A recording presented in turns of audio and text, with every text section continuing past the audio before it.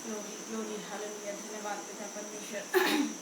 सदा मैं स्तुति करूंगा हालेलुया, सदा मैं सेवा करूंगा।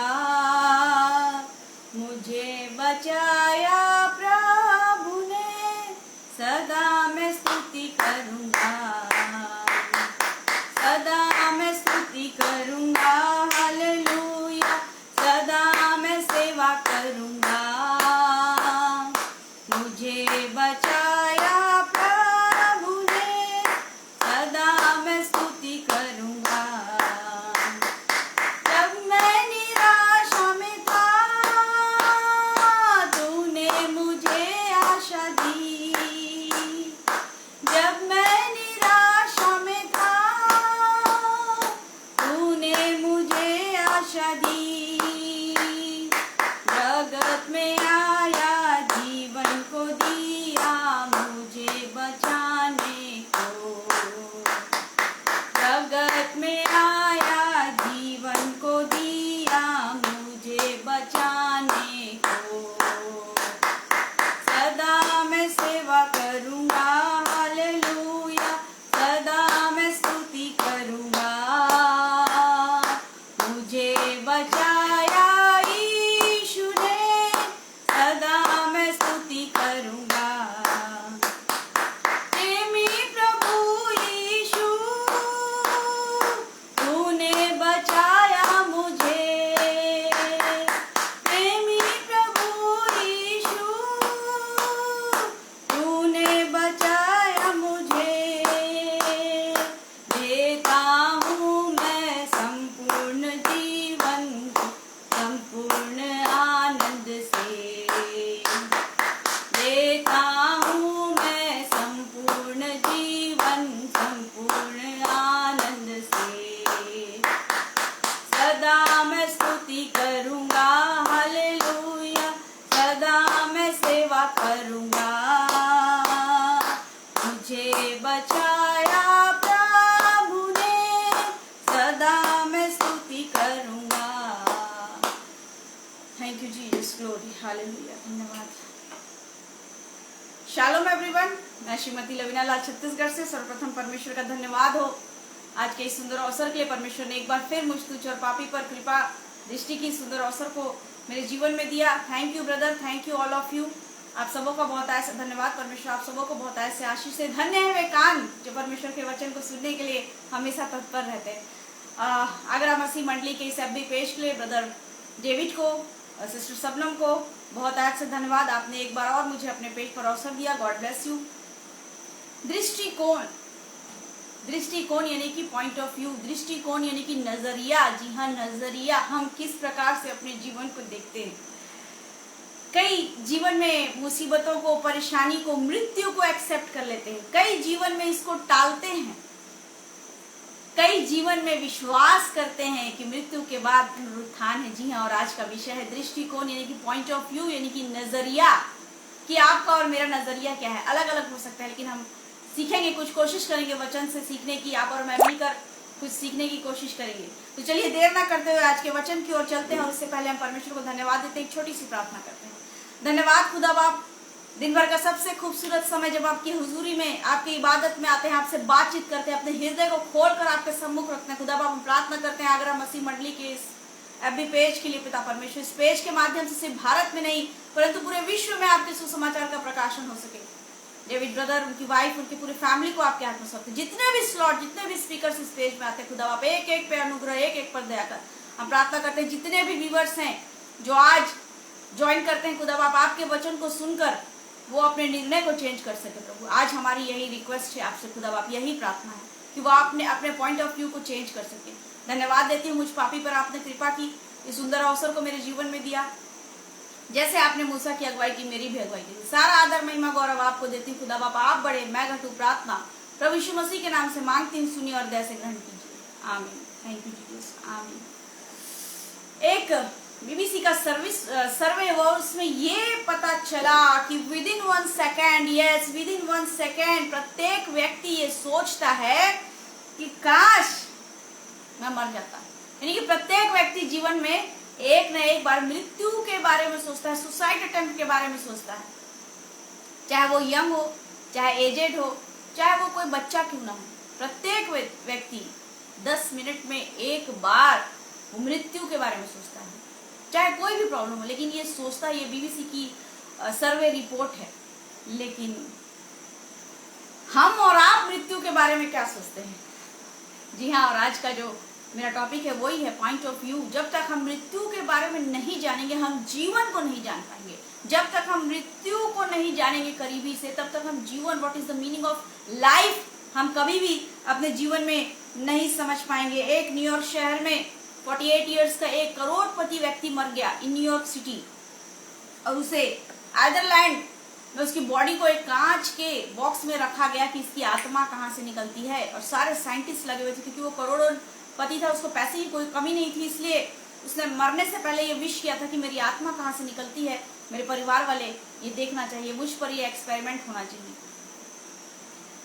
लेकिन आत्मा कहाँ से निकली कोई नहीं जान पाया, लेकिन मृत्यु नहीं टली। जी हाँ, मृत्यु नहीं टली। इब्रानियों की पुस्तक अध्याय 9 का 27 पद, यानी इब्रानियों चैप्टर 9 वर्स 27 में लिखा हुआ है, मनुष्य का एक बार मरना नियुक्त है। जी हाँ, मनुष्य का एक बार मरना नियुक्त है। लेकिन इस पर हम मसीहियों का पॉइंट ऑफ व्यू क्या है? क्या हम मरने वाले हैं, या हम पुनरुत्थान पर विश्वास करते हैं, या हम इस बात को टालते रहते हैं? जी हाँ, यानी कि 3 तरह के लोग इस पृथ्वी पर पाए जाते हैं। 3 तरीके के मसीही लोग जिन्होंने यीशु मसीह को एक्सेप्ट किया है, who they are follower of Jesus Christ, वो 3 तरह के लोग आज डिवाइड हो चुके हैं। एक, जो विश्वास ही नहीं करते कि मृत्यु के बाद नया जीवन है। दूसरा, जो टालते हैं बातों को, यानी कि पुनरुत्थान की बातों को टालते हैं। तीसरा, जो बिलीव करते हैं पूर्णता कि हाँ पुनरुत्थान है। तो चलिए, पीढ़ियों से प्रश्न रहा है, काफी ऋषि मुनि, हिमालय पर्वत और जाने क्या क्या लोग क्या कर रहे हैं, लाइफ और मृत्यु के बारे में रिसर्च कर रहे हैं, लैब में रिसर्च हो रहे हैं। ऋषि मुनि कई सालों तपस्या कर रहे हैं कि मरने के बाद क्या होता है, क्या मरने के बाद वाकई में पुनरुत्थान है। प्रभु यीशु मसीह ने कहा पुनरुत्थान है क्या?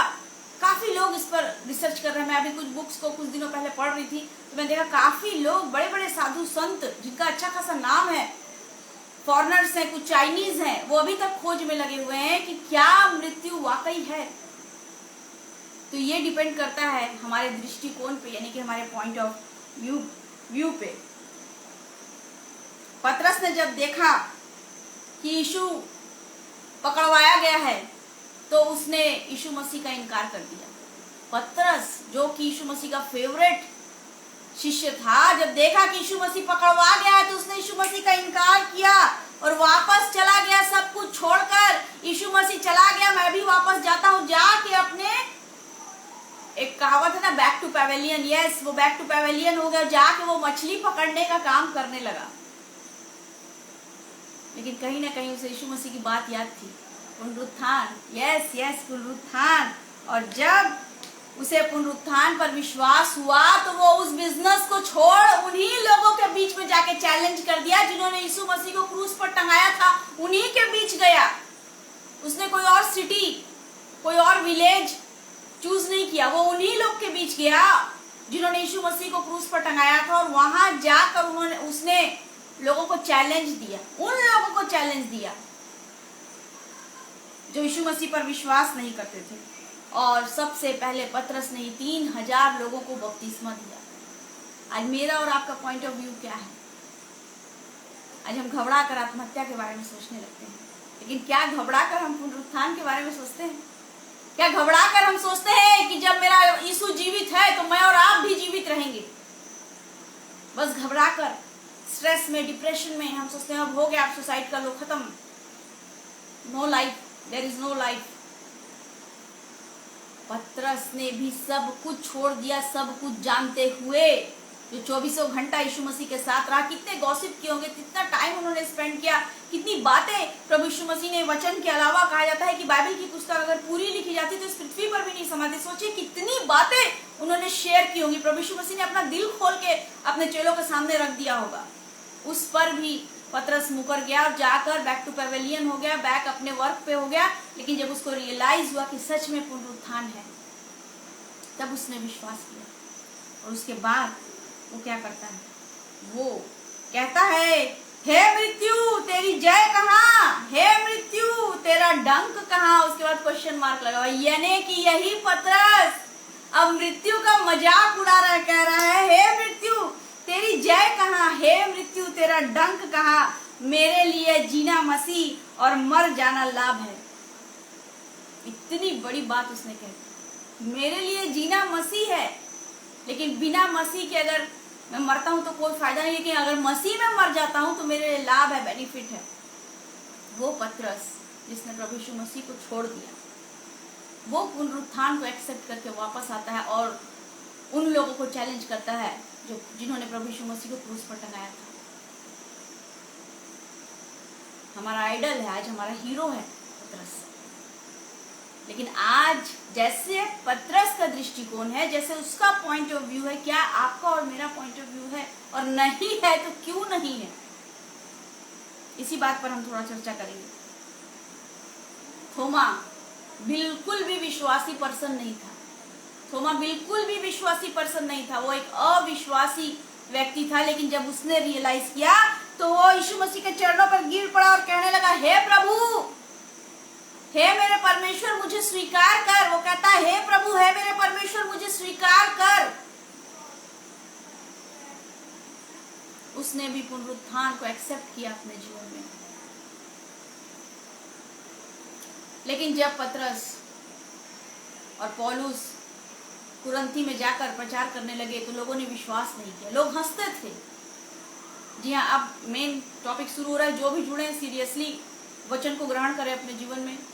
लोग हंस रहे थे पौलुस पतरस की बातों पर कि तू क्या बात कर रहा है, मृत्यु को कौन हरा सकता है, तू ये क्या बोल रहा है कि हे मृत्यु तेरी जय कहाँ, हे मृत्यु तेरा डंक कहाँ, तू ये क्या बात कर रहा है? यदि मसीह का पुनरुत्थान नहीं हुआ तो हमारा प्रचार करना, बोलता है, व्यर्थ है। बुरा, यदि यीशु मसीह का पुनरुत्थान नहीं होता तो हमारा प्रचार करना व्यर्थ है। और लोग सुन के तीन प्रकार के लोगों में डिवाइड हो गए। आज जैसे मैं और आप और हमारा मसीह समाज हो गया है। किसी को अगर मेरी बात बुरी लगी होगी तो सॉरी, मैं वचन खरा खरा बोलती हूँ और सही सही बोलती हूँ। आज हमारा मसीह समाज तीन भागों में बढ़ गया है। एक वो लोग जो ठट्ठा करने लगे, जी हाँ, पौलुस और पतरस प्रचार कर रहे हैं अथेने में जाकर, कुरिन्थी कलीसिया में, वहां लोग हंस रहे हैं, ठट्ठा कर रहे हैं, ये आदमी पागल है, क्या बोल रहा है, मृत्यु तेरी जय कहाँ, अरे मृत्यु पर जय कौन प्राप्त कर सकता है।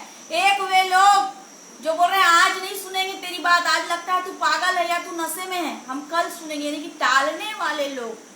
पहले वे जो ठट्ठा करने वाले लोग थे, दूसरा वे जो टालने वाले लोग थे, तीसरा वे जिन्होंने प्रभु यीशु मसीह के वचनों को अपने जीवन में एक्सेप्ट किया, उसे ग्रहण किया और पुनरुत्थान पर विश्वास किया। तीन प्रकार के लोग उस समय डिवाइड हो गए थे। आज भी हमारा समाज खतरे में है और तीन तरह के लोगों में बढ़ गया है। मैं प्रभु की बहुत छोटी दासी, अभी प्रभु मुझे तैयार कर रहा है। हो सकता है मैं कहीं पर रॉन्ग हूं तो आप मुझे टोक सकते हैं। आज हम बढ़ गए हैं तीन भागों में। लोग आज भी मसीह लोग ठट्ठा उड़ा रहे हैं, वो रिटर्न नहीं हो रहे हैं, वो पश्चाताप नहीं कर रहे हैं, वो मन नहीं फिरा रहे हैं। दूसरे प्रकार के लोग हैं, बोलते हैं आज वचन नहीं सुनेंगे, आज टाइम नहीं है, आज अपने सिन एडमिट नहीं करेंगे, आज मुझे पार्टी में जाना है, आज मेरे को कल मेरी मीटिंग है, आज मुझे कॉलेज जाना, आज प्रैक्टिकल है, दुनियादारी। वो टालने वाले लोग। तीसरे हैं जो गंभीरता से प्रभु यीशु मसीह की चेतावनी को, उसकी भविष्यवाणियों को अपने जीवन में मान रहे हैं और एक्सेप्ट कर रहे हैं कि मरने के बाद हमारे लिए अनंत जीवन है, पुनरुत्थान है। आप अपने चारों ओर चेक करिए, अपने आप को चेक करिए, आप किस पोजीशन पर हैं, फर्स्ट, सेकंड, थर्ड। तो पहले प्रकार के वे लोग थे जो सुनकर ठट्ठा करने लगे। गलातियन चैप्टर 6 वर्स 7 में लिखा है, धोखा ना खाओ, परमेश्वर ठट्ठों में नहीं उड़ाया जाता। लेकिन आज दुख की बात है, हम मसीह भाई बहन ही परमेश्वर को ठट्ठों में उड़ा रहे हैं। लेकिन याद रखिए, परमेश्वर का क्रोध मजाक नहीं है। परमेश्वर जलन रखने वाला खुदा है। जब उसका क्रोध भड़केगा तो आपको कोई मनुष्य, कोई देवी देवता नहीं बचा पाएगा। यहाँ साफ लिखा हुआ है, क्लियर, गलातियन चैप्टर 6 वर्स 7 में, धोखा ना खाओ, परमेश्वर ठट्ठों में नहीं उड़ा जाता। इजरायली लोग निकले 40,000। कुछ हंस रहे हैं, ये मूसा पागल हो रहा है, परमेश्वर की अगुवाई में हमें ले जा रहा है, अब जाने कहाँ ले जा रहा है। कुछ लोग हंस रहे हैं, हम भूखे चलेंगे, कुछ गुस्सा कर रहे हैं, कुछ अब्यूज कर रहे हैं, कुछ लड़ाई कर रहे हैं। कितने लोग पहुंचे, आपको पता है, मुझे बताने की जरूरत नहीं। कितने लोग मरते गए रास्तों में, कितने लोग मर गए। लास्ट में 3 लोग पहुंचे, 3 ने विजय को प्राप्त की, क्योंकि उन्हें फेथ था परमेश्वर पर। आज हमारा बहुत बड़ा मसीह समाज है।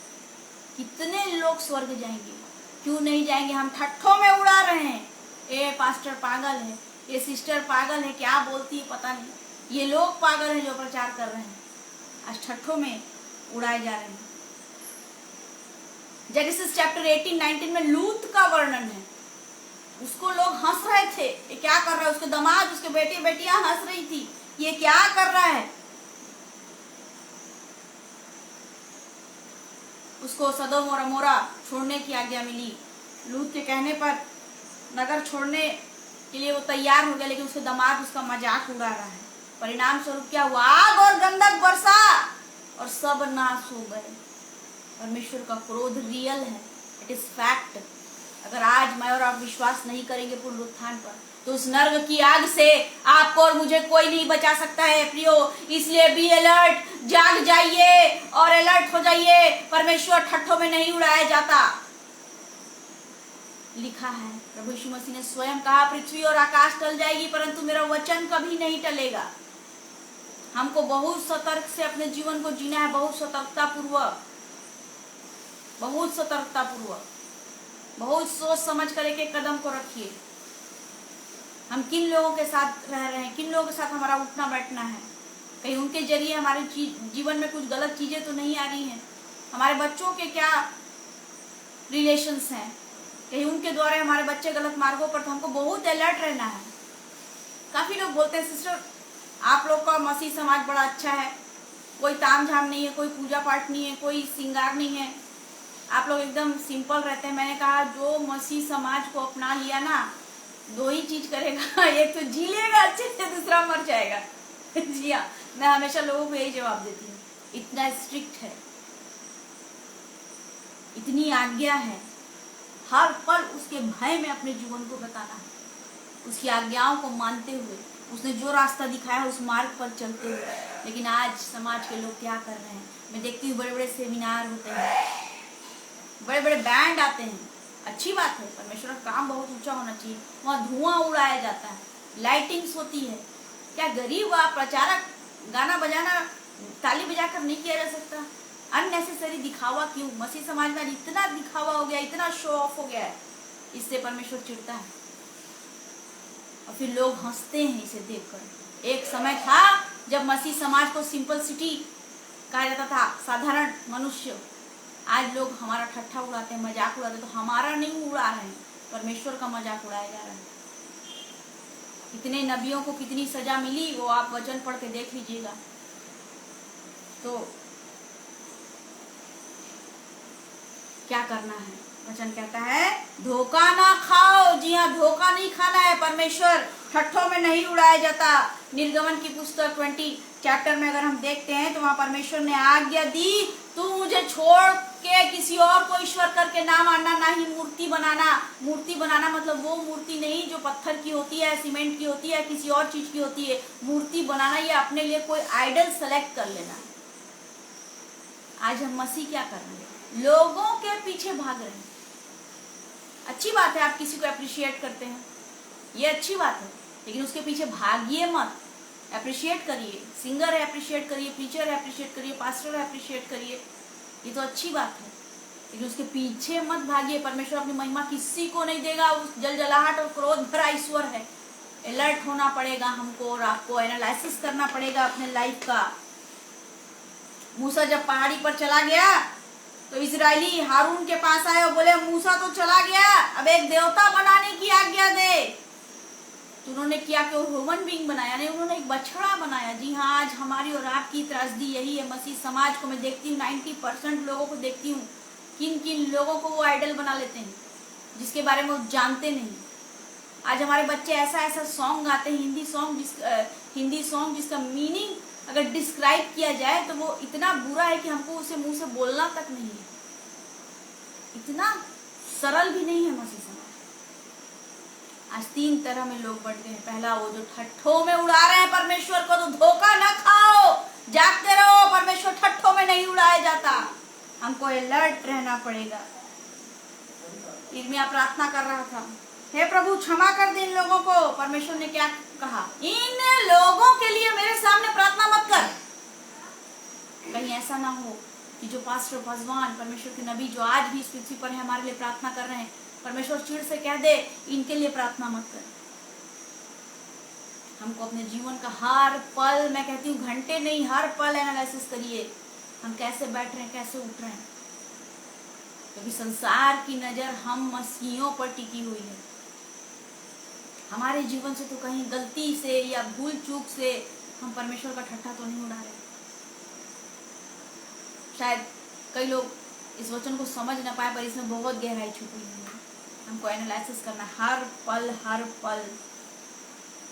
यिर्मयाह प्रार्थना कर रहा है, परमेश्वर बोल रहा है इन लोगों के लिए, इस प्रजा के लिए तू मुझसे ऊंची आवाज में प्रार्थना मत कर, क्योंकि मैं तेरी प्रार्थना को उत्तर नहीं देने वाला हूँ। और यही रीजन है जो आज हजारों भाई बहन प्रार्थना करते रहते हैं, घंटों घंटों, सालों सालों, महीनों महीनों, उनका जवाब परमेश्वर नहीं देता है किसी भी के द्वारा। यही कारण है, यही कारण है। यिर्मयाह चैप्टर 7 वर्स 16 से पढ़ेंगे तो वहां लिखा हुआ है कि यिर्मयाह प्रार्थना का उत्तर मांगने के लिए परमेश्वर से प्रार्थना करते रहो, परमेश्वर उसको उत्तर देता है। इस प्रजा के लिए तुम मुझसे प्रार्थना मत कर, ना इन लोगों के लिए ऊंचे स्वर से पुकार, ना मुझसे विनती कर, क्योंकि मैं तेरी नहीं सुनूंगा। यस, आज जिनकी प्रार्थना एक्सेप्ट नहीं हो रही है, जिनके जीवन में परमेश्वर का कोई अनुग्रह नहीं आ रहा है, जिनके जीवन में चंगाई, चिन्ह, चमत्कार नहीं आ रहे हैं, आप अपने जीवन को झांकिए। कहीं आपके जीवन के द्वारा, आपके परिवार के द्वारा, आपके लोगों के द्वारा परमेश्वर ठट्टों में तो नहीं उड़ाया जा रहा। अलर्ट रहिए। जो लोग परमेश्वर को ठट्ठों में उड़ाते हैं और सबसे बढ़कर पुनरुत्थान को नकारते हैं, परमेश्वर को वो क्रोधित करते हैं, परमेश्वर उनसे क्रोधित होता है। कुछ क्षण के लिए अगर परमेश्वर उनके आंसू देखकर उनको कुछ दे भी दे तो वो क्षणिक मात्र रहेगा। मृत्यु के बाद उस पुनरुत्थान को वो प्राप्त नहीं कर सकते। तो अपने पॉइंट ऑफ व्यू को हमको चेंज करना है, हमको दृष्टिकोण को हमको चेंज करना है, हमको एनालिसिस करना है। दूसरे प्रकार के लोग जिन्होंने पतरस और पौलुस से कहा, यह बात हम तुझसे फिर कभी सुनेंगे, बाद में सुनेंगे, महत्वपूर्ण निर्णय आज आपको और मुझे लेना है। इंपॉर्टेंट डिसीजन आज और अभी आपको हमको और लेना है कि क्या पुनरुत्थान पर हम पूर्णतः विश्वास करते हैं। ये डिसीजन अभी का है। वो लोग पतरस और पौलुस से कह रहे हैं और अन्य चेलों से कह रहे हैं कि आज नहीं सुनने वाले, फिर कभी सुनेंगे। पहले वाले लोग बोल रहे हैं कि तुम पागल हो, मृत्यु के बारे में बता रहे। दूसरे लोग बोल रहे हैं आज नहीं सुनेंगे। तो जो आज नहीं सुनेगा, जो आज अलर्ट नहीं होगा, उसके लिए क्या लिखा हुआ है वचन में सुन लीजिए। नीति वचन 27, नीति वचन चैप्टर 27 वर्स 1, कल के विषय में मत फूल। जी हाँ, वचन कहता है कल के विषय में मत फूल, क्योंकि तू नहीं जानता कि दिन भर में क्या होगा। यस, लास्ट वीक मैं बोल रही थी इस पेज के द्वारा, फर्स्ट ऑफ सितंबर को। हमको नहीं पता कब मृत्यु तय है हमारी। बोल रहा है वचन में, सुलेमान का वचन। लिखने वाला कौन है? Clever man. इसको परमेश्वर ने इतनी बुद्धि दी कि ना वैसा कोई बुद्धिमान हुआ ना होगा। वो लिख रहा है कल के विषय में मत भूल, क्योंकि तू नहीं जानता कि दिन भर में क्या होगा। हम क्या कर रहे हैं? कल पे टाल रहे हैं। आज चर्च नहीं जाना है, नेक्स्ट वीक जाएंगे। आज प्रेयर मीटिंग नहीं कर रही, नेक्स्ट वीक करेंगे। आज स्लॉट नहीं सुनना, आज मैसेज नहीं सुनना, फिर कभी मोबाइल में तो है, कभी भी हम सुन लेंगे। आज यीशु मसीह को एक्सेप्ट नहीं करना। क्यों? क्योंकि now we are young, we are student. जब हम 40 पार कर लेंगे तब यीशु मसीह को एक्सेप्ट करेंगे। तो सुनिए, एक पास्टर साहब थे, उनका एक यंग बेटा था और उस बेटे को शिकार का बड़ा शौक था और ये अपने फादर को बहुत आइडल माना करता था और गंभीरता से उनकी बातों को, उनके प्रचारों को सुना करता था। एक बार उसने प्लान किया और अपने फ्रेंड्स को इनवाइट किया कि चलो एक लॉन्ग ड्राइव पे चलेंगे और शिकार करके आएंगे। जब वो घर से निकल रहा था तो पास्टर साहब जो थे, उनके पिता जो थे, वो प्रचार कर रहे थे। वो रुक गया लड़का और सुनने लगा और कहा, very good dad, very nice. पिता को भी गर्व था कि बेटा मेरी बातों को सुनता है गौर से। सारे दोस्त शिकार पे गए और किसी और दोस्त के बंदूक से उस पास्टर साहब के बेटे को गोली लग गई। जब सब उसके बॉडी को उठाकर लाए, उसमें से एक दोस्त ने कहा, अंकल आप तो पास्टर हैं, माफ कर देंगे, क्योंकि ये भूल चूक से हुआ, उसने देखा नहीं था, वो गोली कहीं और चला रहा था और लग गया आपके बेटा को। पास्टर साहब ने कहा, मैं तो किसी को भी कष्ट नहीं दे सकता, किसी को भी मैं अपराधी नहीं ठहरा सकता, क्योंकि मैं स्वयं अपराधी हूं। मैंने अभी तक इसे सब कुछ बताया, पर पुनरुत्थान के बारे में तो बताया ही नहीं। मेरा बेटा सब कुछ जो सुनता था, वचनों को सुनता था, मेरी वाहवाही करता था, लेकिन मैंने तो इसे पुनरुत्थान के बारे में बताया ही नहीं था। एक पास्टर का बेटा, ये रियल घटना है, पर मैं नहीं बताऊंगी कहाँ पे। ये रियल घटना है, जो आज आपके और मेरे परिवार में भी ऐसा हो सकता है। हम अपने बच्चों को उठते बैठे वचनों का ज्ञान दे रहे हैं, सिखा रहे हैं, समझा रहे हैं। सबसे पहले हमको पुनरुत्थान बताना है। ऐसा नहीं कि टाल दे। बेटा क्या बोलता था, हाँ बहुत अच्छा पिताजी, आप बहुत अच्छा कर रहे हैं। कभी पिता ने प्रेशर दिया कि बेटा तुम भी बैठो, तुम भी प्रचार में चलो। काश वो अपने बेटे को प्रेशर दिया होता, तुम भी बैठो, तुम भी प्रचार के लिए चलो, तुम भी परमेश्वर के कामों में आगे बढ़ो, तुम भी उसकी संगति में आगे बढ़ो, तुम भी निकलो, बाइबल लेकर जाओ। क्यों नहीं? आज मैं और आप भी यही कर रहे हैं। हम मसीह लोग क्या करते हैं, इतने कॉन्शियस होते हैं, अपने बच्चों को इतना पैम्परिंग कर देते हैं। एक रोटी बच्चा मांगता है 2 देते हैं, एक चॉकलेट मांग रहा है 5 लेके आते हैं। आई हमारा पिता बहुत अच्छा है मम्मी आज ये बनाना है, हाँ मम्मी रहे चाहे ना रहे, पड़ोसी अड़ोसी से मांग के। जी हाँ, मैंने काफ़ी क्रिश्चियन फैमिली में ये देखा है, बट इट इज़ रॉन्ग। ये गलत है, ये गलत है, बिल्कुल गलत है। इतना भी पैम्परिंग नहीं करिए, क्योंकि हमको इंस्ट्रक्शन है। 12 साल तक हमको अपने बच्चों को तैयार करना है। 13 ईयर लगा, बच्चे हमारे हाथ से गए। काफ़ी खतरे में आज मसीह समाज के बच्चे और यूथ्स, इसलिए मैं हर स्लॉट में कुछ ना कुछ बोलते रहती हूँ। अगर आप लोगों को बुरा लगता है तो सॉरी।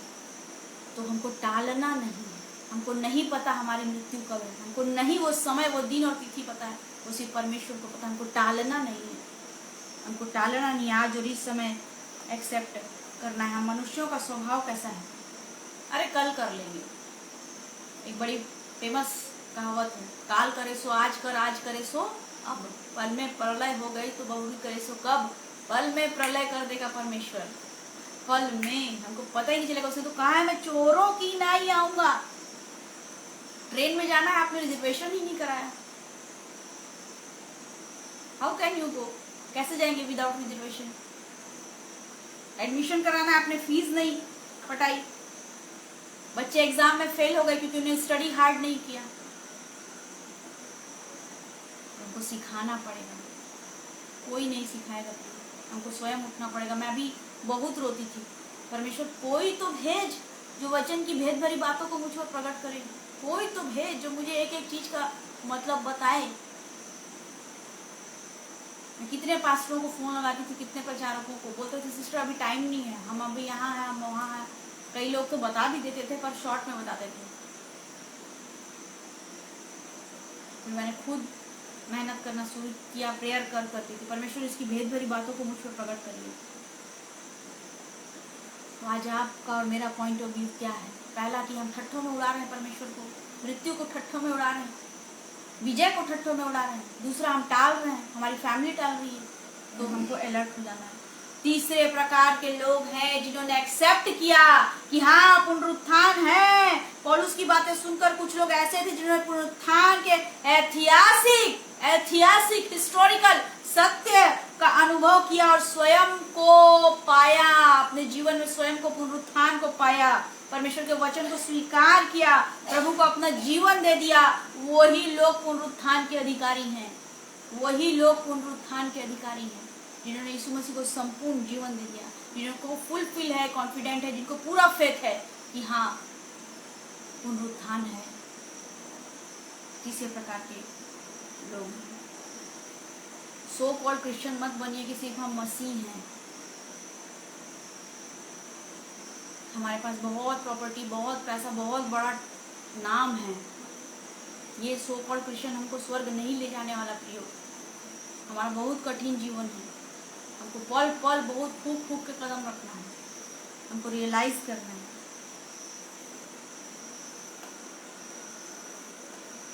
प्रभु यीशु मसीह हमारे लिए मर गया और मर के जी उठा। वो कहता है मैं जीवित हूँ इसलिए तुम भी जीवित रहोगे। हमको उस पास्टर की तरह नहीं बनना है। हमको उन लोगों की तरह नहीं बनना है जो परमेश्वर को ठट्ठों में उड़ाते हैं। हमको टालना नहीं है। करके आज समय है कि हम प्रभु यीशु मसीह को अपने जीवन में एक्सेप्ट करें। आज अवसर है। हो सकता है ये अवसर हमसे छीन जाए और कोई और इस अवसर को ले जाए। मैं हमेशा रोती हूँ प्रार्थना करते समय। अपने हस्बैंड को बोलती हूँ क्यों नहीं परमेश्वर हमको पहले खड़ा किया अपने काम के लिए, तो आज हम कितने आगे होते हैं। मेरे हस्बैंड हमेशा बोलते हैं हर चीज का परमेश्वर ने समय तय किया। तो आज अवसर को बहुमूल्य समझिए। आज हमारे पास समय है। हो सकता है कल रहे ना रहे। वो लड़का जो एक अच्छा शिकारी था, भूल से अपने दोस्त की गोली से मारा गया। पतरस बैक हो गया लेकिन उसको रियलाइज हुआ। थोमा अविश्वासी था। ऐसे कितने चेले हैं प्रभु यीशु मसीह के, कितने नबी हैं। आज परमेश्वर आपको अनंत जीवन देना चाहता है। मृत्यु के बाद भी एक जीवन हमारे लिए रेडी है प्रियो। लेकिन हमको क्या करना है। आप कौन से कैटेगरी में अपने आप को पाते हैं, फर्स्ट, सेकंड, थर्ड, ये आपका डिसीजन है, योर चॉइस है। आपको क्या तैयारी करनी है अपने जीवन के लिए।